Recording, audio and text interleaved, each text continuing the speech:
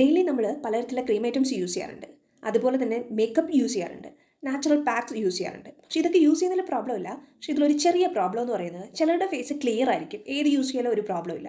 പക്ഷേ ചിലരുടെ ഫേസിൽ പിമ്പിൾസ് കാണും. പിമ്പിൾസ് ഒത്തിരി ഉണ്ടെങ്കിൽ നമുക്ക് ചെയ്യാൻ പറ്റുന്നത് ഒന്നുകിൽ ഡോക്ടറെ കാണിച്ചാൽ ചെയ്യാം, അല്ലെങ്കിൽ ചെറിയ രീതിയിൽ നമുക്ക് ചെയ്യാൻ പറ്റുന്ന കെയറിങ് നമുക്ക് കൊടുക്കാം, മാറാം. പിന്നെ പിമ്പിൾസ് ഉണ്ടെങ്കിൽ ഉറപ്പായിട്ടും നിങ്ങൾ മേക്കപ്പ് ചെയ്യുന്നവരാണെങ്കിൽ പിമ്പിൾ പാച്ചസ് ഉണ്ടല്ലോ, പാച്ചസ് യൂസ് ചെയ്യുക. ചെയ്തതിന് ശേഷം നമുക്ക് ഫേസിൽ എന്ത് ചെയ്യാം, മേക്കപ്പ് ചെയ്യാം. കാരണം ആ പിമ്പിൾസ് ഇറിറ്റേറ്റ് ആവാതിരിക്കാനും സ്പ്രെഡ് ആവാതിരിക്കാനും പെട്ടെന്ന് ഹീൽ ആവാനും പാച്ചസ് യൂസ് ചെയ്യും. പിന്നെ നമ്മൾ നാച്ചുറൽ ആയിട്ടുള്ള പല പ്രോഡക്ട്സും നമ്മൾ യൂസ് ചെയ്യാറുണ്ട്.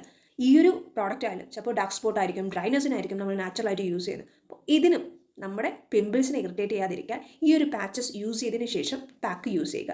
ഇത് ട്രൈ ചെയ്ത് നോക്കാം. ഏത് പ്രോഡക്റ്റ് യൂസ് ചെയ്താലും ഫസ്റ്റ് ഒന്ന് ട്രൈ ചെയ്ത് നോക്കണം. ഇപ്പോൾ പിമ്പിൾ പാച്ചസ് ഒത്തിരി ഉണ്ട്, മാർക്കറ്റിൽ ഒത്തിരി ടൈപ്സ് അവൈലബിൾ ആയിട്ടുണ്ട്, ഒത്തിരി കോസ്റ്റ്ലി ഒന്നുമല്ല. അപ്പോൾ ഈ ഒരു കാര്യം നോക്കിയിട്ട് വേണം നിങ്ങൾ പിമ്പിൾസ് മാറ്റാൻ. അപ്പോൾ പിമ്പിൾസിനെ ഇനി ടച്ച് ചെയ്ത് ഇറിറ്റേറ്റ് ചെയ്യരുത്.